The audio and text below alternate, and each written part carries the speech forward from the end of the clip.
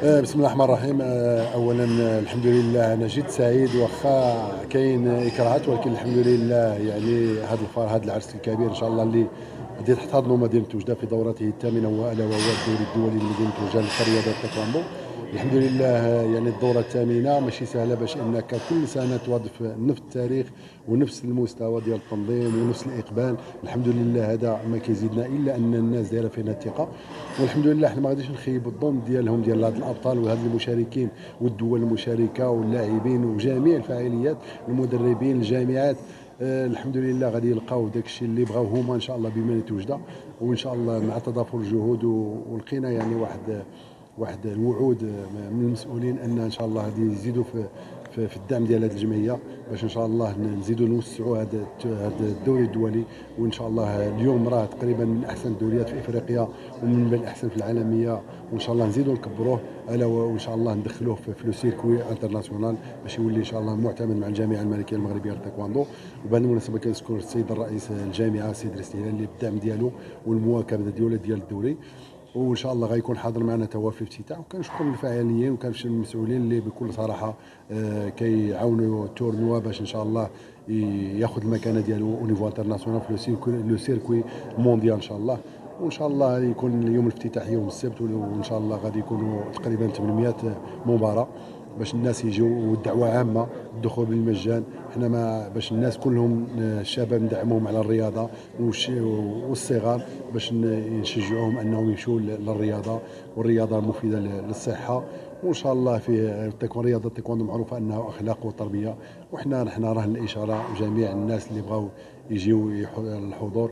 حنا القلوب ديالنا مفتوحه، ومدينه وجده ان شاء الله تكون قبله هذا الاسبوع لجميع المشاركين ان شاء الله من انحاء المغرب وخارج المغرب باذن الله. بسم الله الرحمن الرحيم. عبد المجيد رابح، ممثل وكالة جهة الشرق. فاحنا اليوم في هذا اللقاء الصحفي او الندوه الصحفيه اللي كتنظموا الجمعيه المنظمه لهذه الدوره الثامنه للتايكواندو، هذا الدوري الدولي. فهذا الدوري في حد ذاته من بين التظاهرات الرياضيه الرائده على مستوى الجهه، بل على مستوى الوطن وكذلك حتى على المستوى الافريقي. لانه يعني تتشارك فيه واحد العدد ديال الدول. اليوم مشاركه على الاقل 21 دوله وما يزيد عن 800 مشارك. فقبل كانوا تيشاركوا حتى ازيد من 1000 مشارك ومشاركه من الابطال العالميين. فهذا الدوري في مدينه وجده غادي يساهم واحد العدد ديال الجوانب. الجانب الاقتصادي، فالحكام واللاعبين ولا الابطال اللي غادي يجيو فمن الضروري انهم غادي يكون الايواء ديالهم، غادي يكون الاطعام ديالهم. دونك هذه مساله طبيعيه، والجهه ديالنا معروفه بحسن الضيافه والحمد لله.